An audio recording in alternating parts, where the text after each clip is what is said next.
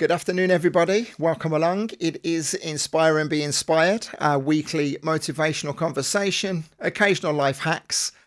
If it's the first time that you're joining us, my name is Andy Ward. It is a pleasure to have your company. It is currently 7 o'clock here on the Costa Blanca in Spain. My guest is down in Lanzarote. We'll be going to her very soon. The topic of conversation tonight is multi-level marketing, the misconceptions surrounding it, and my guest is a fellow clubber that I've known for quite some time, actually, when you think about it, and I'm sure many of our friends will also know Louise. Before we begin, as people slowly join us on the platform, I remind you that I invite all conversation, I invite all comments or questions, and that also goes for anybody watching us on the recording. It's always nice to get some feedback, and my esteemed guest will be more than happy to answer any questions that you have. Thank you to Mrs. Ward for sharing the stream this evening. All of the likes and shares do definitely help us get out there. Without further ado, let me zoom across to my guest, the lovely Louise Barnacle. I have the Diamond Group down on my title for yourself. I don't know whether I'm supposed to share that, but I've shared it anyway now. So, Louise, welcome. Good evening. Good evening. How are you? I'm good, thank you. Thank you for having me. It's my pleasure. So, you are down in Lanzarote. We're going to be I am. talking at length about how you made that move, and we can see in the background that the sun is still beaming through the window. And here it's pitch black, and I've just had to rush onto the stream while I was getting the pellet burner ready for the wife. So that's the contrast in lifestyles right now. I know it's crazy because you think Lanzarote, it's obviously we're classed as Spain, but we're a good few hours flight away. And we're only going to have sunlight for about another half an hour, about half Mhm. past 6 at the moment. And does it get chilly of an evening or No. not yet? It's, we have those metal shutters on all the bedrooms with Hmm. mosquito nets built in, so we sleep with the doors open pretty much, well, Philwood all year round, but yeah, I like a duvet. Yeah. Nice comfort. Good old duvet sent over from Next. Well, it keeps the monsters away, doesn't it? That's it. So yeah, I mean, let's not get into a whole weather report, but I do forget because we used to holiday quite regularly in the winter down there. So is there ever a time of the year where it does drop below 10 degrees? I don't think there is there? No, we have 16 days of rain on average a year. They typically happen in 3 days at a time, some big storms. And then we have what I call polite rain. Okay. So it always rains at night. So you wake up in the morning and like, oh, the furniture's wet, but it's nice, polite rain. And our temperatures, no, I think probably 17. No, hold on. I'm not very good with, I'd say 70. I don't work in Celsius. I still do Fahrenheit. So I would say 70 upwards, basically. So Okay. we were about 85 a couple of weeks ago. It was still nuts. But it's not the beauty of here, because I'm obsessed with the sunshine and living in a sunny place, and it was on my goal board for so long. However, I don't actually ever sit in the sun. So I'm about the palest person. I look quite brown on this part of my Zoom, but I'm the palest person when my friends come over to stay. I literally look like I'm the tourist. I've got really pale legs because I never sit in the sun. For me, it's about being able to wear a dress, open shoes, having, at worst, we take a cardigan or a denim jacket out at night in the winter. But it's lovely weather. But here you have a constant wind, so you're never actually really hot. Yeah. Unless we have Kalima, which is the storm, we've always got the wind. So it doesn't matter. It's just really comfortable heat. I can't stand the kind of stifling heat. So yeah, that's why Lanzarote. Wonderful. Well, we will get to Yeah. the point of how you did relocate eventually. We do have people slowly joining us. So I'll say once again, please feel free to say hello. Let us know that you're watching, whether you're fans of the page or whether you're friends of Louise who are passing by to show some support. We welcome all interaction. So the conversation, multi-level marketing. We were just having quite an enlightening conversation before we went live. Most of my people that I communicate with, most of my community are all of the same age. We think back to the 80s when multi-level marketing was known as network marketing, also referred to as pyramid selling. It became a negative word for many people, and yet it was a great way for many people to start their own businesses and so on and so forth. So we're here to shatter those misconceptions of what multi-level marketing exactly is. And we're also here to celebrate your successes along the way. Before we do that, I guess we should find out a little bit about yourself. A clubber. Now, forgive me, are you from Coventry area? Kenilworth, so yeah. Kenilworth, pretty. I knew it was. I knew you were a Warwickshire lass. Yeah. So My clubbing, mine was Moneypennies, Studebakers, and then I lived in London for many years, so kind of the London clubs as well. So we did get talking at some point down the line, and a lot of that was about Miss Moneypennies. Huge fan of Moneypennies and the Chuff Chuffs and the likes. We have some very good mutual friends, crazy mutual friends, who we'll both immediately think of that we shan't mention on air. And we've had some rather messy nights along the way, which include great parties in Croatia, London, Birmingham, Miami, all around the world, all around the world.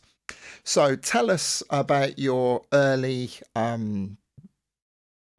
business, what you did when you left school, you know, how you basically progressed to where you are today. Yeah. So I was a waitress my whole life. I was really into buying clothes. So I used to waitress. I used to buy ridiculously expensive clothes. My mum would pay for it, and then I had to waitress it back. Okay. So I was a waitress from 14, and it just I kind of almost just fell into that. I went to university. I started university to do fashion. I went to college and did 2 years of fashion. Absolutely loved it. Went to university, absolutely hated it. So my mum and dad said, well, you know, just try and get a job in fashion, which was really, really, everybody said we wouldn't even give you a free job, and we wouldn't even pay you unless you had a BA. So that kind of was put to one side. And actually that attitude of when I was reaching out to people put me off as well. So then I'd always waitress. I started very young being a manager of a restaurant in Leamington. That then led me to apply for a job in London to manage a restaurant there. I got the job and I was super young. I think I was like 19, 20. And then bought a flat in London when I was 21. Still, and then I was a waitress, because you earn much more money being a waitress than you do being a manager. So I waitress, bought a flat, and then an opportunity came up. My parents had a villa in Mallorca, so their favorite restaurant was for sale. So I sold my flat in London, bought a restaurant.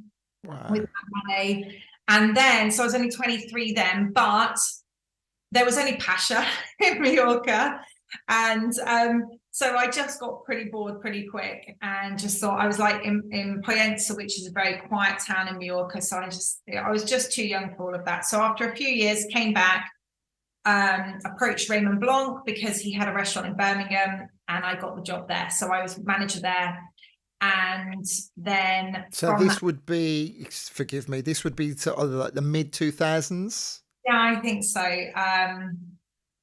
No, so the year 2000, so millennium was before I'd gone to Mallorca. So I'm 40, I've just turned 46. Okay. So went off to, came back to Birmingham, run Raymond Blanc's restaurant. And then obviously the hours are just super antisocial. So I then took a massive pay cut and went into marketing for a group of restaurants in Birmingham.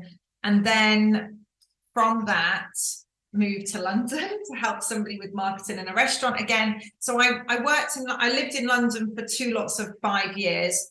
And then I had a vodka shop business. So Okay. because everyone used to think my name was Louise Barnacle Quivers, which was the Quivers test tube shots. So that was a guy from Birmingham. He owned this fabulous company, but needed someone to run London for him. So that was still a self-employed role. But so we were living in London. Molly was then born. I was landlady of a pub at the time and had the vodka shop business.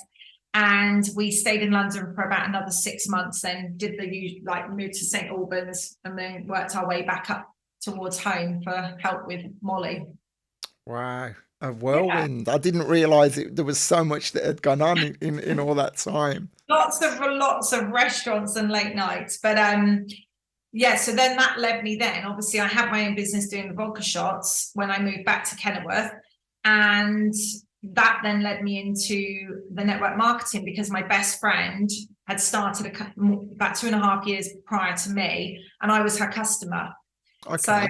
yeah, so I absolutely loved the product, and then that just led then into she didn't approach me about the business because she thought I earned loads of money and I wouldn't be interested. That was her misconception of, I suppose, what she was doing in thinking that I wouldn't be interested. But actually, I was literally working 7 nights a week till I literally used to have these like wooden clipboards. If I went clubbing, I'd have 2 mobile Nokia phones, one for work, one for for my own personal use, and then I would literally have a sheet, and I was like dealing with girls selling vodka shots till 2:30, 3:30 in the morning, and that was 7 nights a Were week. these the girls who had sort of like belts on that had all of the shots, like the No, gunslingers used to wear, or was that no, no, different band? no. It was the ones. It's similar, but it was in a glass box that had a light under it, so they were Okay. sealed, and the girls were just selling sealed. They were very low alcohol vodka shots. Um, Okay.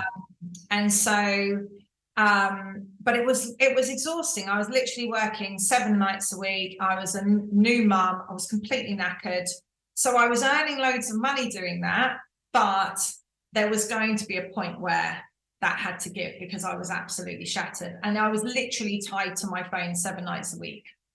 Okay, so you mentioned about your friend who didn't approach you. So she was clearly focused, just jump into assumptions. She was focusing more on the business side of things rather than the product itself. Is that correct then? Because you said she didn't approach you because she thought you earned so much money. Yeah. So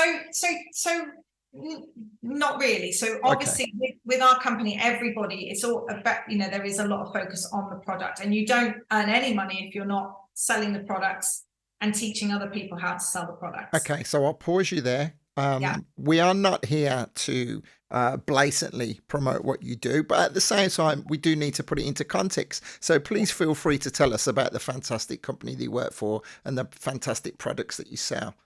Okay. So the company's Forever Living. They are 46-year-old company, 44-year-old company, an American company. We've got head offices in 168 countries, which then leads me to living here. And we have, so I can work with people all over the world, but we grow aloe vera. So we have plantations in Dominican Republic, Mexico, and Arizona, and we grow aloe vera and then turn that into products. So aloe vera that you drink and aloe vera that we turn into other skin products, etc. But what I'm really passionate about is minerals and vitamins. So where you kind of like find your way with what you're learning along the way, and mine has been just my intrigue with how we can take care of ourselves. I'm vegetarian, so I've always needed to take certain supplements. So for me, my big my customer base is pretty much people coming to me saying, I'm completely knackered, what am I not eating, what am I not doing right, that kind of thing. So yeah, so vitamins, supplements, skin cream. I'm not someone who spends loads of time on skin cream, so I use it, but it's not something I really recommend because it's just not my area of expertise. Okay. Good evening, Amy. Good evening, Emily. Thank you for your comments. Nice to have the ladies involved. a big advocate of the products there. In the years that you've been working for them, have there been a lot of advances in the product range, or has it always been pretty strong and there's not been any wavering, any branching out? So they are a huge nutraceutical company. So we are always bringing out new products, but most products will take a good 2 to 4 years in the making. So it's not about fad things that are maybe the most fashionable things at that moment. It can often take a bit longer than that. So we have collagen products, which is obviously a more of a new thing. And our science behind our kind of energy products and things like that, everything's always evolving. Mm-hmm. They probably bring out 2 to 3 new products per year. Right, I get you. Okay.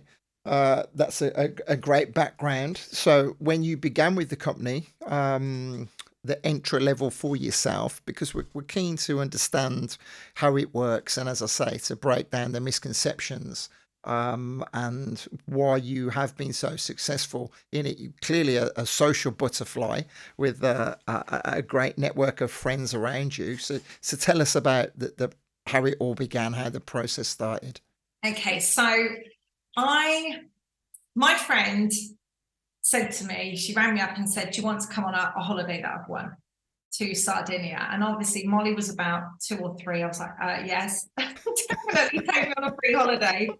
And so we got on a plane, and before we got on a plane at Heathrow, she handed me a book, and the book was information about network marketing. So I knew she sold products. I knew she recruited people because I'd recommended people that wanted to earn some money. I'd say, speak to my friend, and she helps people do that. But I didn't understand the scale of what it does and the scale of what you can do, etc. So I didn't realize that somebody who was quite trapped in what I was doing, so I was used to spending the money I was earning. I was a young mum, an older young mum, and I didn't realize that I could just find a path where if I put in the hard work, I could replace my income. I wasn't aware that that was a thing. I thought my only background's in restaurants. I'm too old to kind of retrain in a whole career that could bring me back into that kind of money. So I was kind of in a place where I was just used to working really hard to earn loads of money, and in a way of like having to put in so many hours, and that be of deficit to my family time, because obviously I was working 7 nights a week, and exhausted. So when I read the book and realized, okay, hold on a second, I could build a business where I don't have to know everything. I'm going to be taught what I need to learn. So in other words, I haven't got to go back to university for 4 years to do something completely new and come back in at an entry level. I can work equally. I'm working really hard anyway. I can also work really hard at this. And there's a way forward for me to be able to be a mum and also have that kind of income that I'm willing to work for. So when I read the book, I nearly whacked her with it the next day. I was like, why didn't you just explain this to me? Because I literally thought you were she paid me for saying this. I literally thought she was just doing like before and after weight loss pictures, and I was like, there's no way I'm doing that. Like, I just don't want to do that. And I just thought that they were selling products, and also that it was just for earning just a tiny bit of money. I didn't really know that you could do more, even though she was doing really well. She wasn't really sharing that with me. And so anyway, she said, do you want to come on this holiday? And it was her way of saying, come and have a look. So I got on the holiday with, when there's these trips, I think there was probably 4,000 people on this first trip to Sardinia, and you start talking to people and everybody's more alike than different, aren't they? Mm-hmm. And especially when you're in that kind of environment where everybody's, positive, happy, they're doing well, they're succeeding. I was like, but they're completely normal people. I was like, oh, okay, I completely get this now. And there's so many people. It's funny because I don't know where we were all dancing in money pennies, but there's so many people that I can't believe I didn't know as I was growing up, because obviously, and that I now work with. So I went on the trip, and immediately I said, just show me what I've got to do. I was in that place in my life where I was like, if you show me what I need to do, I'll go and do it. I love the products anyway. I kind of understood what she was then doing. So I just got off the plane and I got to work, and I really got to work. So I just, surrounded myself with everything I needed to do, read the positivity books, listening to the CD, the audios. So learning about the industry, but also learning about personal development for me, because at the time I was literally singing CBeebies songs, and I didn't think, as much as I had a really successful vodka business, I wasn't speaking to anybody. I was literally doing that all by text message. I had no social skills at that point other than with my mates. And so I was just literally, one of my first meetings, I did the presentation, I went, ta-da! And then I was like, oh my God. And the girl that I was with, I was doing the meeting for her, and she was like, I thought you were trying to be cute. And I was like, no, I just went into like being Molly's mum with like, I've done it, ta-da! I was so embarrassed. But and that's, again, I felt so out of my depth, thinking, what on earth can I do in life that I haven't got to completely retrain for all those years for? And so I just kind of got to work.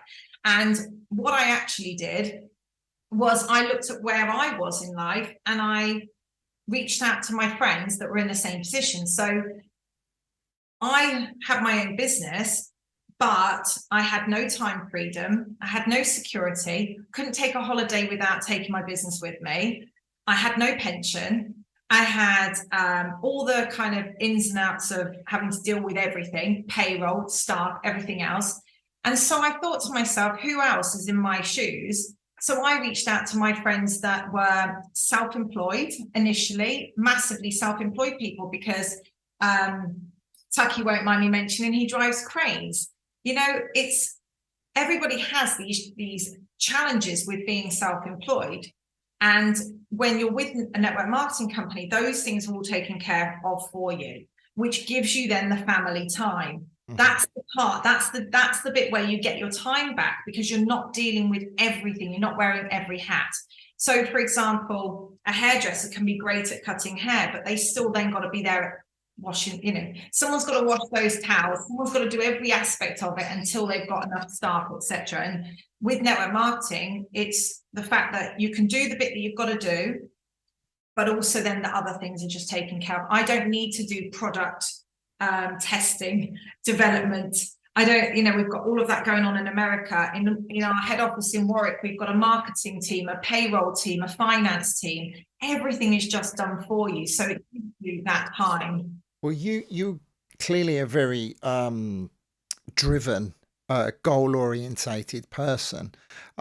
So for you to jump into it with both feet, it didn't seem too difficult. When you were going and reading the books and going to the seminars, which I'm familiar with myself because I had a little experience in the past, did you ever, when you were approaching people, did you ever get looked at with a side eye as if you were a little bit too enthusiastic? And what have you been dragged into, Lou? What cult have you been dragged into?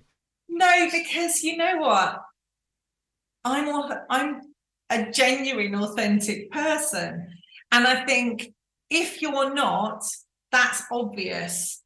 And here's something I was thinking about earlier before we came on, is that when we're talking about maybe some negativities, it's that the people that just come into this for the money, you can tell that's where some of the problems lie. For me, I was like, oh my God, I can help my friends. My friend and that's just giving me goosebumps.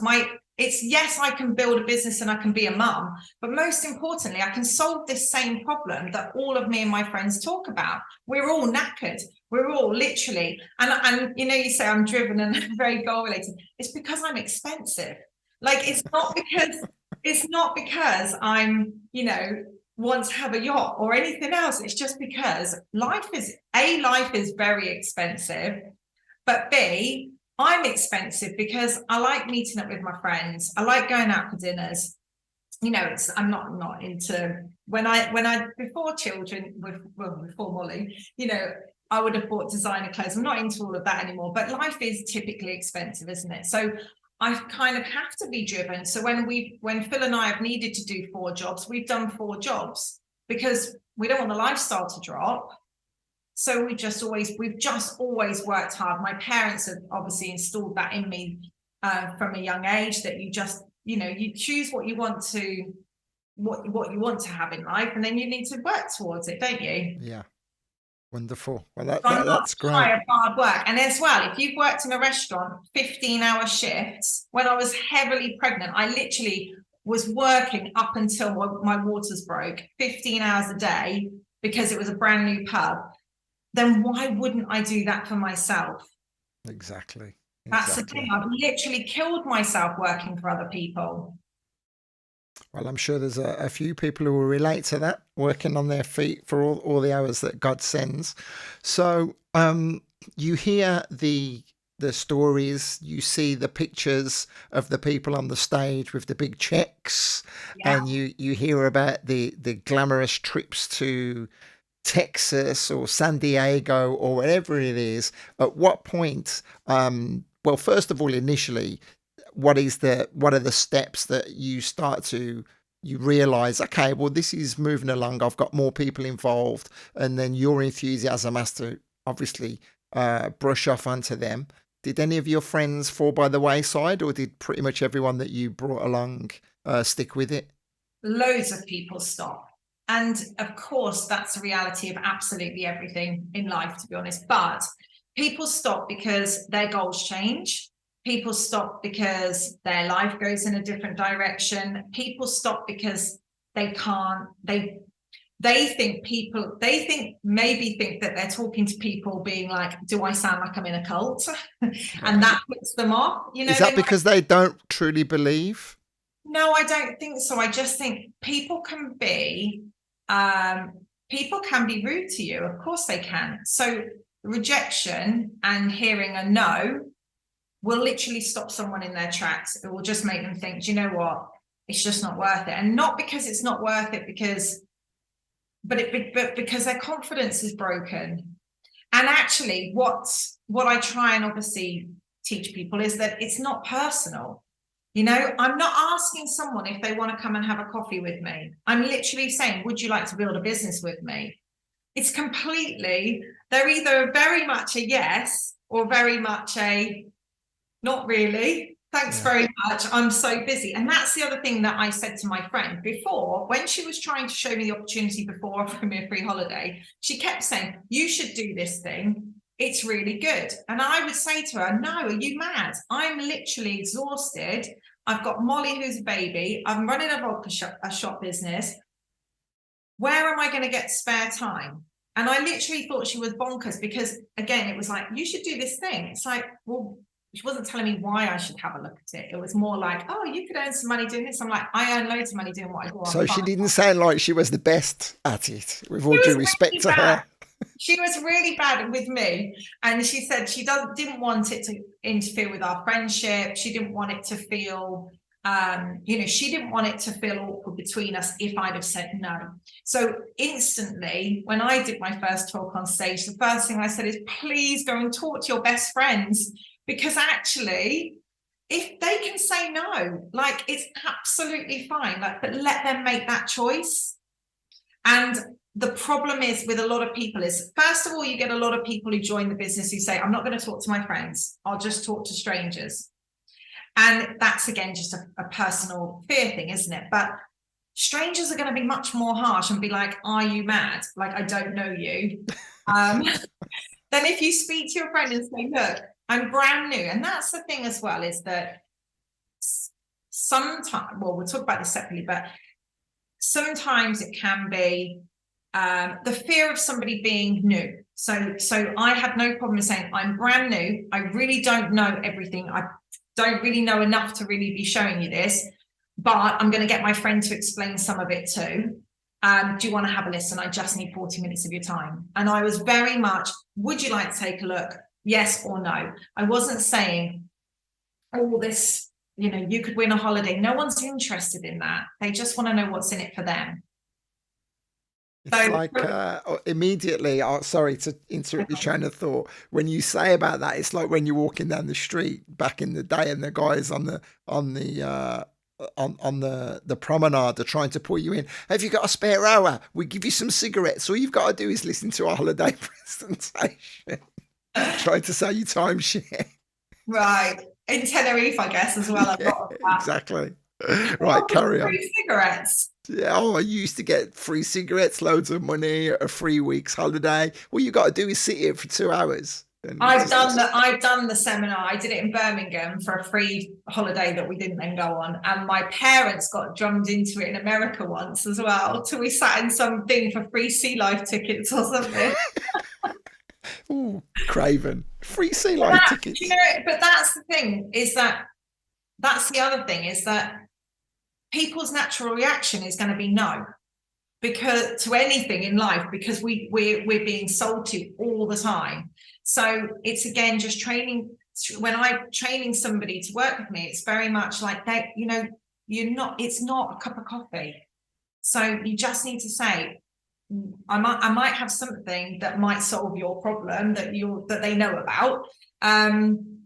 So would you like to have a listen? And that's it. And it's just keeping it gentle, keeping it genuine, and very much that's it. That's the sales pitch done. You know, it's like, would you like to look? Yes, great. No, that's fine too. And it's when the opposite of that. And I think why there has been a bad name towards it in the last. So I've been with the company 9 years, and we've gone through this period of, I'd say it's almost, to put a nice term on it, brand fatigue. So network marketing fatigue, social media, almost, you know, it was a huge thing on social media, to the point of everyone's like, get out of my face, you're driving us nuts, you know? So that's more what we come across these days, is people who are just like, it takes a lot more to get someone to listen, because their idea is like, oh, and the other thing, going back to when I started, was I said to Ange on the way to Sardinia, was, if I've got to post on social media, I won't do it. So I'm not going to speak on stage ever, and I'm not going to post on social media. And she said, that's fine. I'll show you the old fashioned way. And that was the thing. The reason why I was actually saying I wouldn't post on social media wasn't the cringe factor at that point. I mean, I wasn't going to stand in the bikini. But my reason behind that was because with the vodka shop business, if I'd have posted anything about another business, I'd have lost my contracts with the clubs. Right. Because then the girls don't turn up for work, and they would have thought, oh, she's you know, she's took her eye off the ball. She's preoccupied. So let's get into the crux of how it actually works then, because clearly there are levels within the organization.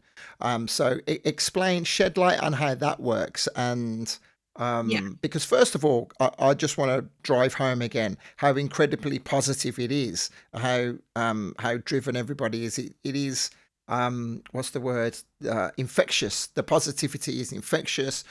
I can't see anything wrong with being around people who are so energetic. Depending on the attitude that others may have, then they could possibly look at you with a side eye, as if to say, you're pretty weird. You know, no one's that happy all the time, because it does happen, doesn't it? People do have that attitude.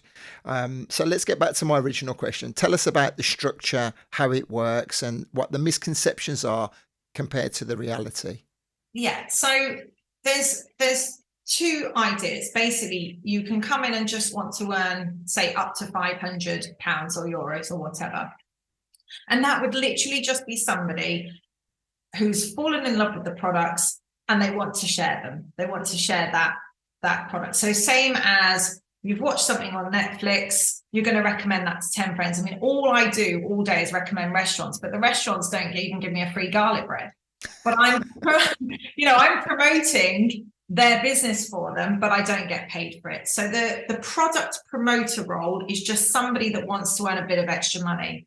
And it literally can be these days by talking to their friends and saying, you know, I'm using this. I mean, most of my friends are my customers, most of my customers are my friends.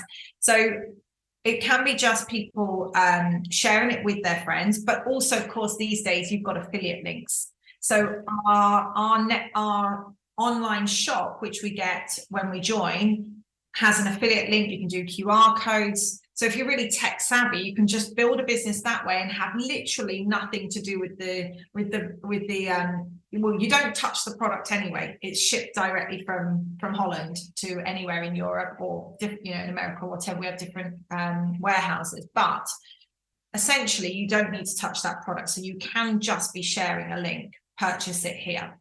I haven't taken my business down that direction. I've got people in my team that do it like that with a lot on the internet and stuff, but I'm a bit ancient, so mine's a lot more people saying to me, Lou, they know me, yours is pretty much a lot more ta-da. Yeah, mine's just the old-fashioned way of, I'm full of energy. Do you want to try this product? And I do mention it on social media. First of all, I didn't mention it at all for 18 months until I qualified for my first trip to Dallas. I did not mention it on social media. But at that point, I thought, okay, I've matched my income now. I don't mind if I start getting in trouble with the nightclubs a little bit. So I didn't mention it at all. It was all done the old-fashioned way of just recommending. And then I've lost my chain of thought there. Sorry. No, we were talking about how you build it. How you were promoting to your friends. That's it. So people have different ways of marketing the products. Essentially, they're not shipping it or touching it themselves. So Ange, my friend who lives here, she has never touched the product. She probably has like a handful of customers, but it's so small. But then everything is done by links, because when she built her business, it was building it in England. So it was all online. So you've got people who just want to sell the products, and they do that just for the extra, $6,000 income a year, which to a lot of people makes a lot of difference. And that's what they want to do. So we don't talk to them about the other levels you can recruit people, etc., because they don't need to. That's not what they're there for. So it's nothing, again, people tell us what they want, not me trying to push them. Well, no, you should do more. So then if you want to earn more income, then you start to share the business opportunity with other people, because then what will happen is you're going to earn commission on the sales that they've got. So, and that can be in any country. So you work your way up to what's called a manager level. Managers are earning around £1,000 to £1,500 per month. And then what you do is you're then teaching other people, the ones that want to earn more, you're then teaching them how to get to that level as well. So the more people you help, the more people, the more successful you become. And that goes back to what I was saying. This business doesn't really work for the people that only came in it for the money.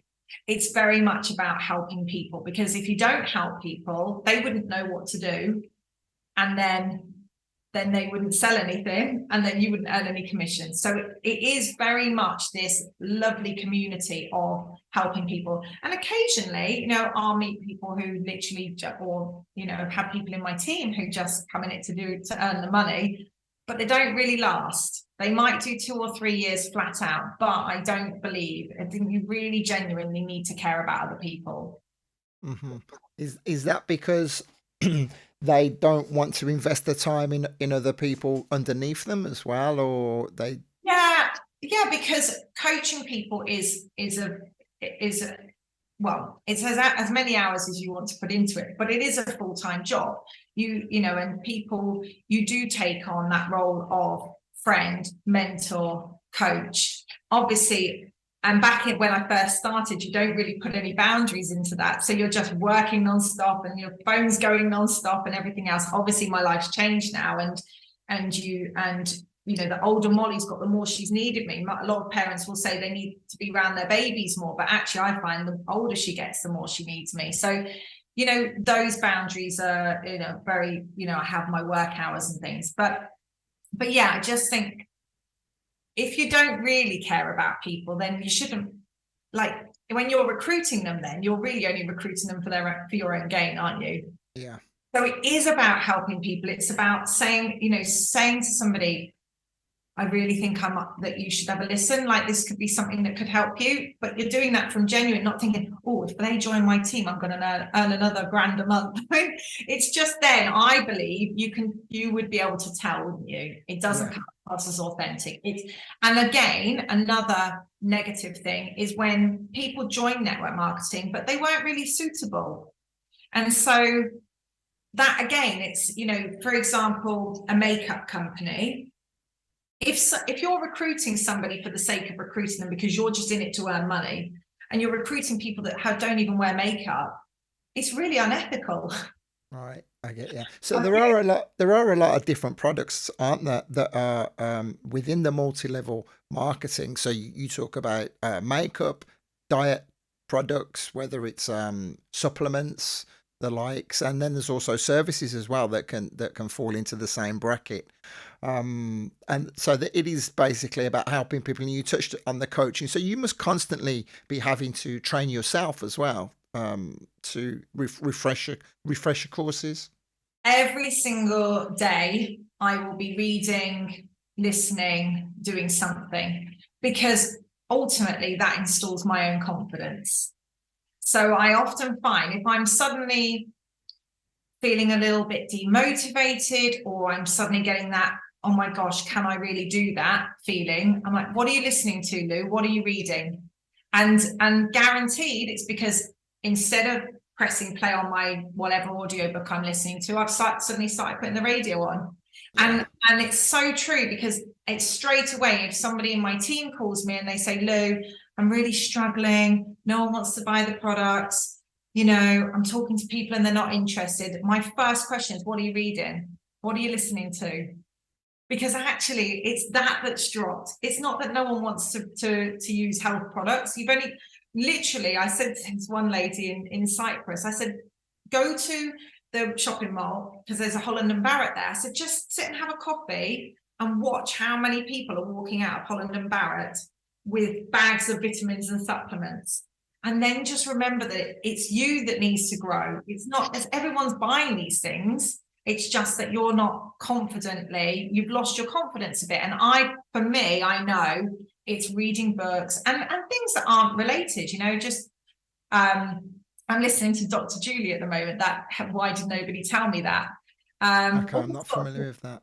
Yeah, so she just became like a Instagram sensation in lockdown, and my mum bought me the book. I like to have the book and the audio, because I love listening to their voice, because I find that really inspires me. So it's normally it always comes down to personal development. So I'm always learning, and I'm such a geek with it. There's a really famous nutritionalist, Patrick Holford, who my granddad bought his books, my dad bought his books, and then I was in Dubai and he was on stage talking about our products. He's not associated with us. We just hire him in as a nutritionist to talk to us, to train us. And he loves the products.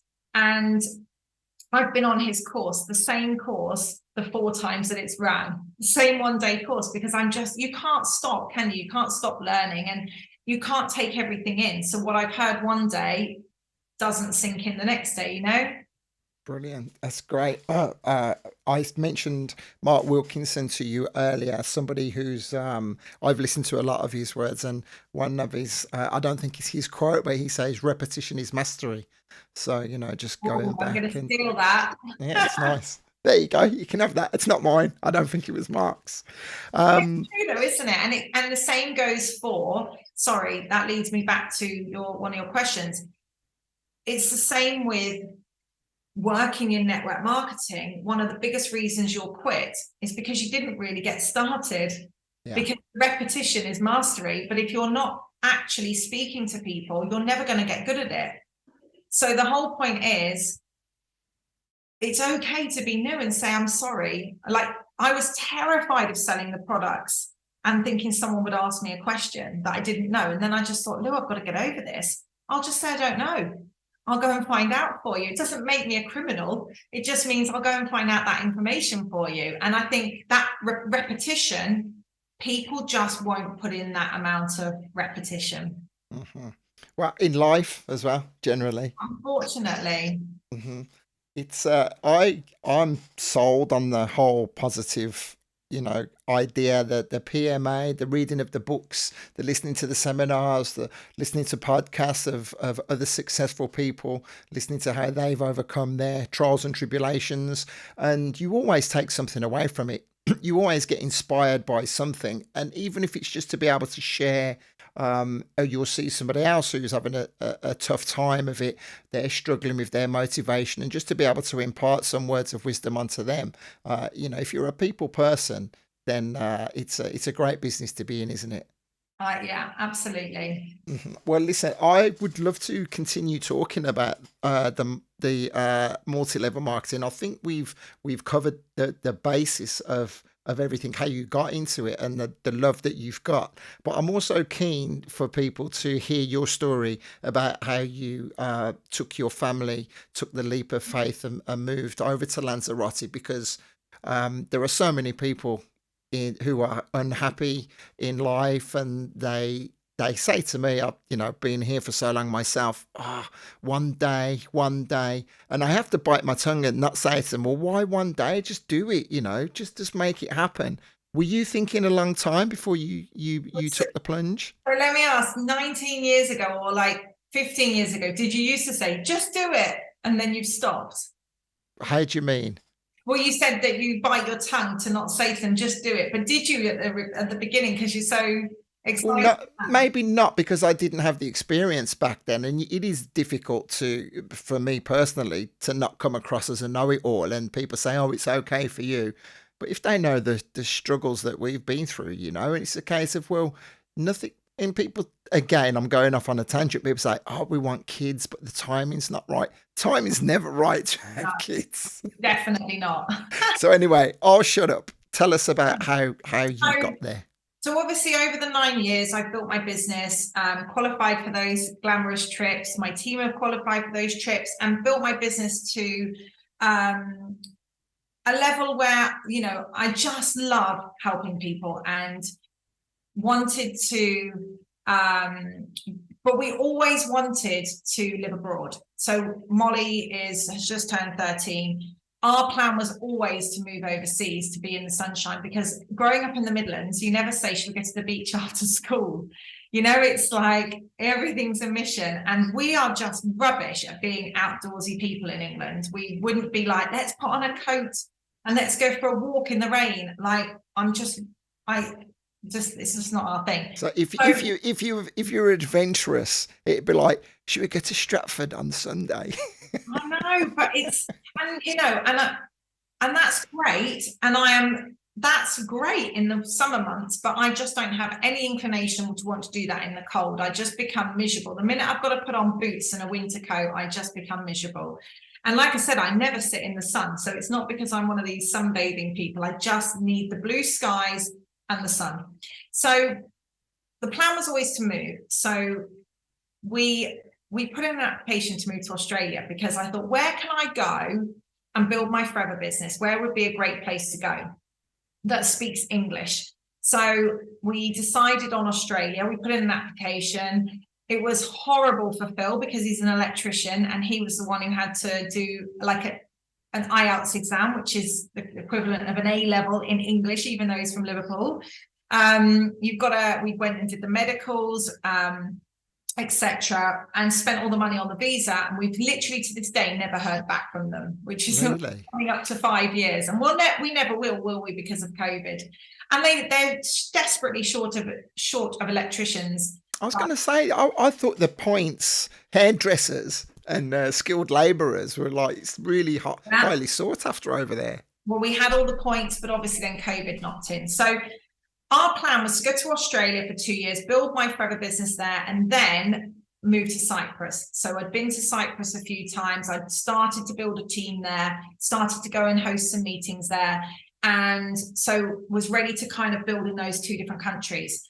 And then with COVID, I really missed my friends. And I thought, gosh, that started to kick in then, thinking, even though we're only going to Australia for a couple of years, it's no one's going to come and see us. And the joke in COVID was I kept planning this party. My mum kept saying every Amazon parcel with like a, you know, a cushion for the party. My mum was like, no one's coming. No one's coming, Lou. Like, why don't you understand? No one's coming. Lockdown. And I'm like, for my party, I've got these new straws. No one's coming, Lou. So then I started to think, oh gosh, am I going to feel like that in Australia? Anyway, I was really fed up in lockdown. I do a lot of goal mapping, and I realized I just wasn't, I felt like I had nothing to look forward to, because Boris was telling us we couldn't go out, so we weren't booking holidays, and we were just following these rules. So I did a brand new goal map, which was I thought I'm going to book a holiday that I have to work to earn the money to afford, because all of our money was going for Australia all the time. So I thought, right, I'm going to do this, change my mindset, I'm going to do it. So that was for the February. I set a 90-day goal map, went crazy with this map, and within a month just booked to come to Lanzarote. Now, we've been coming here for 22 years. My best friend lives here. My goddaughter's here. But what I did was I was going to book a different resort in an expensive hotel, so that it was something that I had to work towards. But I wanted to still come here because I wanted to see them. So anyway, got to work, and instantly it changed my mindset, because where we go to bed at 9:30, 10, I was staying up all night watching American, the big network marketing conferences are always in that time of year, and they're in America, so you've got to watch them live till blooming 3 a.m. I was up all night. I was getting up at 5:30 in the morning to catch up on what I'd missed. And my mindset just completely shifted when I had something to look forward to. So with that, we booked the holiday. So Molly and I flew out on the 13th of December, and Phil was going to follow us on the 23rd of December for Christmas.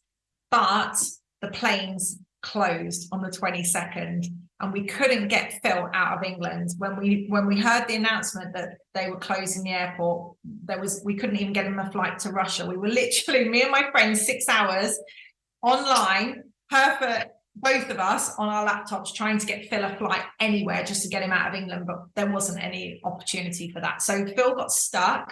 So this was the second lockdown. This was after the second lockdown.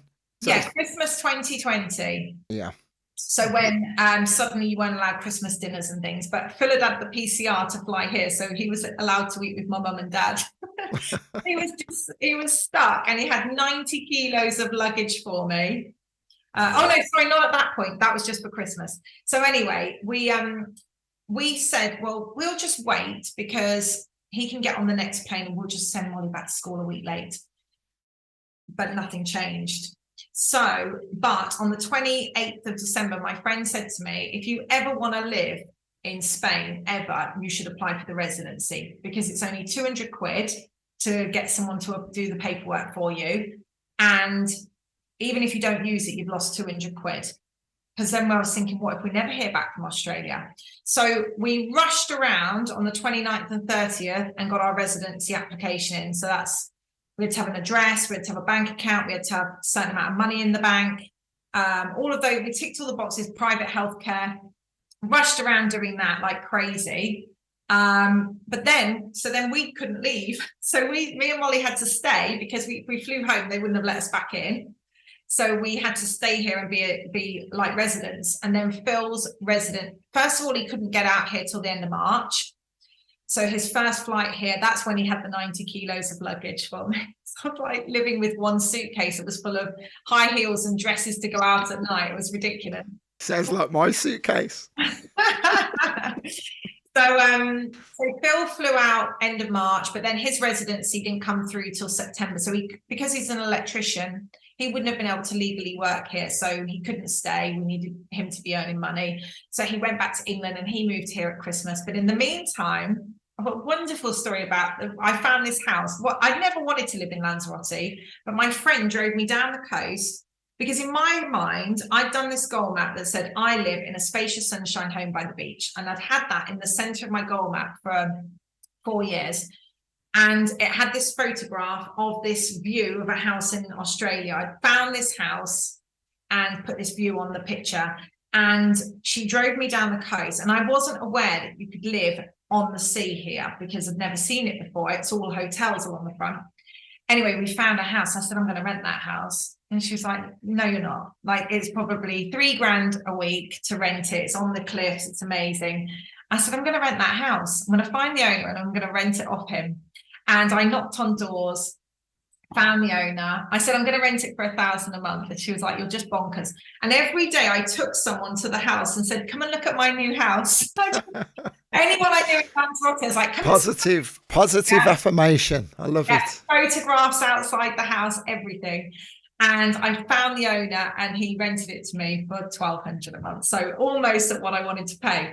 But the thing was, so we rented that for 6 months and I loved it. It was insane. But I was doing journaling then because I was like, oh my God, I've manifested this perfect house that I've been wanting. Oh, sorry, I've missed out the point. The view of the picture in the goal map, it was identical to the view from Australia. Literally the wooden gazebo, the mountains in the background, the sea, everything. And literally, and also I put that I was getting the keys to the one in Australia on the 31st of December 2020. I got the keys for the one in here on that day. So, and I'll send you those pictures. But so then I was like, oh my gosh, this manifesting stuff, I need to be writing it every day, being really good with my journaling. And I kept writing, I own my house, meaning I owned that house, but I wasn't being specific and saying I own Finisterre. I wasn't saying actually the address. And then my nail lady said, my friend's selling a house. It's amazing. Go and see it. And wasn't wanting to buy a house specifically. I just wanted that house by the sea. And when we came into this house, I was like, oh my God. And I said to my friend, can you come and look? She's like, you need to buy it immediately. It's perfect. So we've had this house now since last July. So That's amazing. Well, Michelle is sat in my front room and she's just said earlier, you are so positive and great to listen to. And then after finishing that story, she's just said, absolutely brilliant. So that's really good. As I said before we went live, unfortunately, the way that Facebook works, it does kind of throttle the output sometimes. So we do struggle to get people to be able to see us. But I do know that when people come back and check out this recording, they're going to really relate to what you're saying, and your positivity is definitely infectious, you know. But it's not all been sunshine and roses, has it? Because having a teenager to bring up in a new environment and other struggles as well. Tell us about a couple of the challenges that you faced. So Molly goes to an English school, so they follow the same curriculum. You have to travel to there, so it's a good half an hour there and half an hour back. And for the first year, she literally, it was just a nightmare. She would go into the classroom or into the actual building 2 days a week. I was driving her up and down, up and down, up and down, and she just didn't want to go in. And it was awful for her.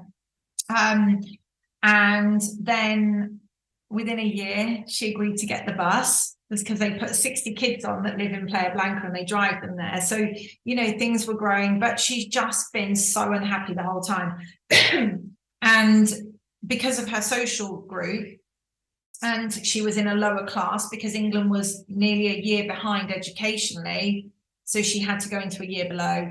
And then literally this week, my smile will be bigger this week because on Monday she moved up into the year that she should be because she felt ready. And she's got friends and she's enjoying it and she's coming home chatting about them. Whereas we've just had a really sad Molly for 2 years and it's been completely heartbreaking. Remind me of the post that you made a few weeks ago. I can't drag it from the depth of my mind now. You made quite a poignant post regarding your relationship together and how you felt you really connected with her. Do you mind sharing that? Yeah, I mean, I can't think of the detail either, but it was basically that, you know, so many people say, oh wow, your Facebook, your Instagram, your photos are so amazing, blah blah blah. And you know, and it's like, of course people post the highlights, don't they? But and also when you're feeling down, you don't feel like even going on social media. So that's a bit of a catch-22 either. It's almost like you're not hiding it, but it's not my time when I'm sitting there going, I want to be on my phone. It's like when I'm miserable and I'm sad about Molly, I just want to literally just do nothing. And that's, you know, that was how my business was for the first year that I was here. I couldn't have meetings because I didn't know if I was bringing her home or not. I didn't know if she was going to be at school, coming home. And if she was coming home, we just got a bag and went to the beach. I did anything to take her out of that despair of leaving her friends in England. We would just go and do something fun. I didn't just come home, I'm sitting on my laptop and she's just being miserable. I had to switch the environment for her.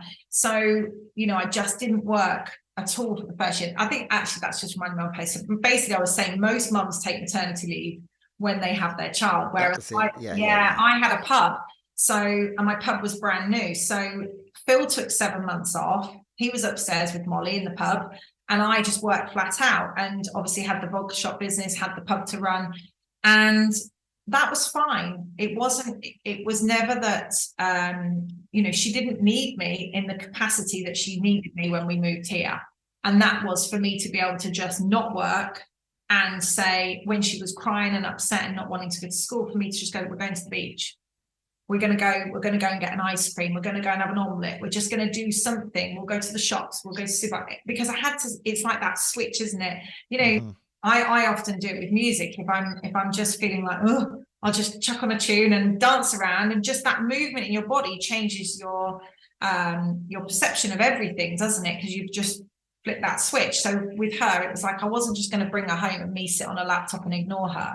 Whereas now I've been able to a lot more say, Mummy's doing a meeting. Are you all right on your... She loves gaming, so you know she'll do her gaming. I'm doing a meeting, because she doesn't need me like she did when we were first here. But that's taken 2 years, and now obviously fingers crossed we've turned that next corner. But you know, there is never a right time to leave where you're from. You know, I'm sure we'd have had different challenges had we have been here 2 years previous. It's just, there's never a right time for these things ever. I don't think. You've just got to literally go for it. And if I would have never have thought to myself, I'm going to move to Lanzarote. But when I was stood here and looking at that house that I saw, I was like, this is it. This is just be spontaneous, be crazy, just do it. You know, if there's a thought of even doing it for a second, just do it. You know, what's the worst that's going to happen? What's the worst? Yeah, we just pack a bag and go home. Like, obviously now we've bought a house and things, and because we went through that first pain barrier. But what's the worst that can happen? The worst thing would be regretting not doing something in my life. Most definitely. Well, it is an inspirational conversation, and you know, motivation indeed for people, whatever walk of life, because you reach out and you give people the opportunity to change their surroundings. You genuinely do care about making a better life for people and their families. Before we start wrapping up, if you can, off the top of your head, give me 2 pieces of advice that you would share with anybody, not necessarily thinking about getting into multi-level marketing, but just to change their outlook on life. And because you know you are so versed in the positive mental attitude, two things that you just grab out of thin air that someone could do that would change their life tomorrow, whether it's listening to an audio book, reading a book, watching a seminar. Yeah, so I think just think about, write a letter. Start with, today I woke up to the sound of. Start an essay. It can be a list, it can be bullet points, it can be sentences. But start by writing something that starts with, today I woke up to the sound of. Now that could be the birds whistling, the sea, you know, whatever. And I get out of bed and I open my curtains and I see whatever. And it's an exercise with the goal mapping that I do, that I frequently am doing. And I know other people's stories because I've read them, and it's just put so much detail into it, because that's the only way that you'll really know what you really truly want. And then one thing that I really get sad about is when people aren't living to their true potential. You know, people are really struggling with different areas that if you just do a little bit of research, you can change. It doesn't have to be, you don't need to start a second business, but there's ways of there's so many different ways that reading a book, reading an audio. So definitely like personal development. Ask someone, what are you reading? What are you listening to? Ask people questions. And yeah, just write a little letter to yourself and start journaling. The more I journal, don't do it religiously. I get annoyed with I don't do it every day, but the more I write down how I want my life to look, the more your subconscious will find the solutions and seek opportunities to help you do that. Like there's an absolute science behind it. It's not just woo-woo, hug a tree. It's literally scientific that your brain wants to help you. It needs the direction. So just start by just taking a moment. Oh my God, my biggest thing. Here we go. The passion. I love it. The thing that I say to people constantly would be, if you take one thing, when I do a talk on something, I say the biggest thing, please, if you only take one thing, don't turn your phone off for the first hour of the morning. Don't turn it on, not off. Because your brain, your subconscious is 100,000 times said to be stronger for that 1 hour in the morning. And that's your creativity, it's your inspiration, it's your thought process, it's everything magical about you. It's not that I've got to do this, it's not the analytical side, but the minute you turn your phone on and allow outside noise to come in, you've just killed it immediately. Because imagine you turn your phone on in the morning and 3 people are asking you a question. So you go and get in the shower and you're like, I must remember those three things. Right. What were those 3 things? Oh, there's 3 things. I know that there's 3 things. You're like literally doing this ridiculous list for the whole duration of your shower. You might quickly go and put it in your phone notes afterwards or whatever. But it's like, oh, Nina's asked me this question. I mustn't forget to take the I'm lending someone a t-shirt at the school bus, whatever it is, that noise that you've let come into your head removes anything that will ever help you change your life, because the creativity, like you love your morning walks, don't you? And it's that time when you're not allowing the outside distraction to come in. And then another level to that is, if you are trying to do something to improve your life, whether it's trying to listen to something or you're trying to do a little side hustle of some description, do that same thought process when you come in from work before you start your extra thing. Because the person that comes in from work who's just had a crap day with their boss and their environment and their colleagues and everything else is not going to be the person that is going to find the solutions and the opportunities and the ideas. So sit very quietly, turn off the noise again. So feed the kids, do the dinner, do everything, but then I would say just lie down on a sofa and just have that mental image of, where do I want my life to be? And then jump up and do your motivational reading or your little part-time job or whatever, but don't do it with the attitude of the person who just come out of their work day. So everything that you've just said is all based around the personal development, self-development, loving yourself, loving the person who you are, who you want to be, positive affirmation, vision boards, visualization. You mentioned the word woo-woo there. I've said it in conversation with many of my friends that when you do talk with such positivity, and I keep saying it because I come across it so much, there are a lot of disbelievers out there because it can be so far-fetched. It can be so, like hippie nonsense. But you just hit the nail on the head. It's scientific. It is scientific. And reading good books and listening to other people who have succeeded in life, something along the same lines of what you've just said. I'm currently listening to a podcast, watching it on YouTube as well. I'm not sure if you're aware of it. Stephen Bartlett, The Diary of a CEO. He was on Dragon's Den. I listened to a podcast the other day, and one of his guests was saying that the first thing of a morning, before picking up the phone or when picking up the phone, always create before consuming. Yeah, exactly that. So, I do remember some little pearls of wisdom. And but, there's a great one that a lot of females will relate to that uses that line a lot, is Marie Forleo. And she's got a new book called Everything is Figure Outable. And it reminds you about that. It's like, create before you consume, and it might not be that you're creating something, but just create thoughts. That's all it is. The noise destroys so many people. that constant social media noise. I hate people sitting on their phones. It drives me nuts. I mean, I do it, but I'm often doing it for a purpose. But this whole thing about just scrolling through and looking what everyone's doing in their lives, if it helps switch off, don't do it in the morning. It's the worst thing to do. Mm-hmm. Wonderful. Okay, well, Lou, listen, I've thoroughly enjoyed talking to you. It has been a very inspirational conversation. It's been great to share your story with others that they will come and check this out. I am very happy to see that things are going so great for you. And I hope it's not too long before we all get to enjoy a beer again in some far-flung, beautiful location. And I look forward to getting to meet Molly at some point in the not too distant.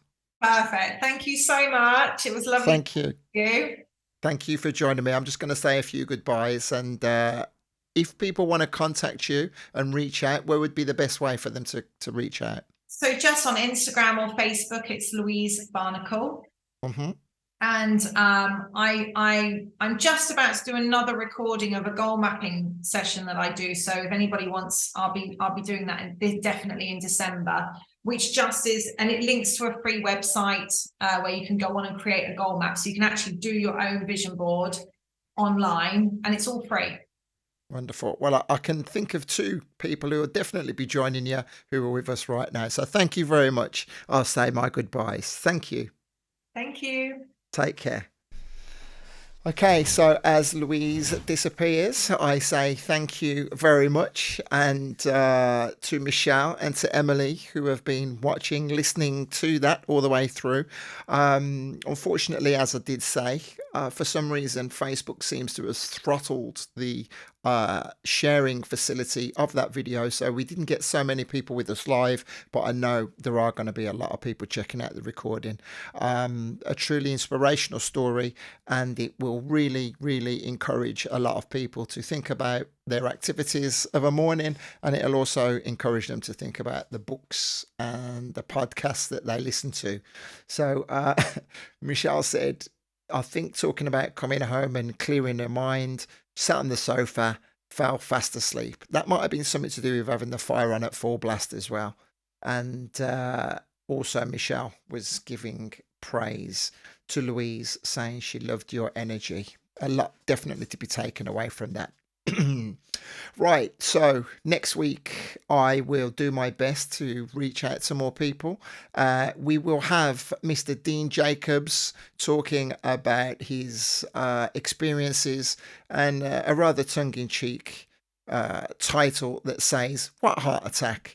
He's going to be talking about coming back from his heart bypass, overcoming a genetic disorder, and his road to smashing some big goals. Why is a DJ having these conversations? I hear you ask. Well, it's all about sharing positive words. It's all about showing the journeys that we all go through, and it's about inspiring one another. That's what it's about, as far as I'm concerned. Thank you to the crew who inspire me on a daily basis. My Axis crew. We can see all of the names proudly displayed here on the ticker going across the phone, as well as one or two of these logos. I am currently at 970 subscribers on YouTube. I'm just 30 short of that 1,000 goal. Are we going to get there before Christmas? Before the new year, should I say. Okay, guys, thank you for watching. Please remember, do leave a message. Do get in touch with Louise, and I will catch you online soon.